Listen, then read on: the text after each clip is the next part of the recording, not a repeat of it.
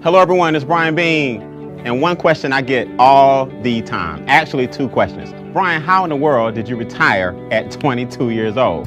And the second question I get is, how in the world did you make your first $1 million in your late 20s, early 30s? But here's the question everyone should ask. How did I lose my first $1 million and then get it back? Easy. I had mentors who finally taught me in my 30s how to keep money. What I want everyone to understand is that America is a capitalistic society. So before you look at fancy cars and big homes, there's nothing wrong with material things. You want to leave more of a legacy for your family and create wealth for your loved ones. Here's a basic formula that I want to share with everyone watching this video. 2, 4, and 3. There are two basic objectives that everyone wants to meet in America.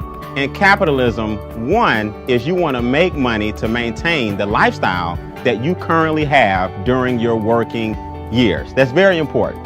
Another word for that is pay the lights, pay the gas bill, drive a car, have clothes on your back, put food in your mouth, and a roof over your family.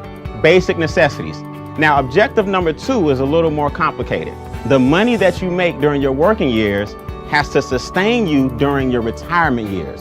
In other words, when you retire, you will no longer have the labor income coming in. So where will you get the money to sustain your current lifestyle? There are 4 things keeping you from meeting your 2 objectives. Once you learn these, you learn the key to capitalism. Number 1 is inflation. You have to put your time and money into things that outpace inflation. Now, what is inflation? Funny you should ask, because they don't really teach this in economics. They don't really teach this in school. Inflation basically means everything around you is getting more expensive, but your income is staying the same. That means the value of every dollar you make is dropping no matter what the market says. Inflation causes your money to decrease on a daily basis. Now that sounds pessimistic until you understand that there's certain things you can do to outpace it. See, inflation is the silent income killer. And what that means is it nips at you every single day and you wonder why you can't get ahead. There's a reason for that. Number 1, groceries are more expensive, gas is more expensive, daycare is more expensive, healthcare is more expensive, but the market, the farmer's market that is, the grocery store, your boss, and the gas companies don't care that your income flatlined. That's inflation, and I'll show you how to overcome that as I conclude. Number 2 is taxes.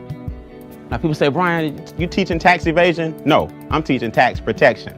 Wealthy people don't pay $1 more in taxes than they should, whereas most people with the W-2 give away 1/3 of their income to the government off the top. So what you want to do is understand the tax game and how it is played. If you have a W-2, there's nothing wrong with that. But most people with a W-2 basically work from January to April for the government. Which brings you to challenge number 3, debt. If the government is taking 1/3 of your income off the top, we're forced to do what? Borrow the rest. So now the government will get paid from January to April, and then the banks will get paid from May to September, because you have to pay all the money back that you borrowed on student loans, car notes, credit cards, mortgages, department stores. So the banks and governments are making money off of your lack of money. Which brings us to number 4. Challenge number 4 is less than ideal cash flow decisions. When you get hit with inflation and taxes are taken out of your check, and debt is up to here, you start to make emotional decisions that prolong your journey to financial freedom. There are 3 solutions to your 4 challenges. Number 1 is real simple, cash flow management. Cash flow management basically means the lack of money is costing you more money. That's a negative cash flow cycle. Overdraft fees, payday loans, anything that takes money, late fees on bills, anything that takes money out of your pocket is tying up your cash flow and making it negative. What you want to do is learn how to flip your negative cash flow cycle into a positive so that your money will stay in your house longer. So when I lost my first $1 million, I ended up getting it back because I was able to use my own money and scale it and not make the same mistakes I made in my 20s. The second thing you can do, second solution, open a home-based business. A home-based business allows you to have the same tax benefits and the same tax write-offs as an individual that has 15 McDonald's, 17 Burger Kings, Donald Trump, Warren Buffett, Bill Gates. Listen, your small home-based business can save you a fortune in taxes. Why is that? Real simple. Your light bill, your gas bill, your water bill, your cell phone bill, your internet bill, your gas in your car, percentages of all these bills now allow you to have huge deductions, and your income that you're taxed on is lower. As I conclude, in other words, open a home-based business with a quality product or service and pay less taxes, or make your only income a W-2 and pay more taxes. See, here's the key. Your money is going to make someone wealthy. The question is, who's it going to be? And number 3 is investment income.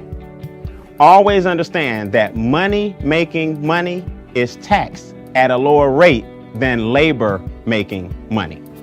So do you think wealthy people work harder than you, or do you think wealthy people have figured something out that you have not? There's a reason Warren Buffett pays less taxes percentage-wise than his secretary. He understands capitalism. Remember, guys, making money talks, yes, but creating wealth whispers.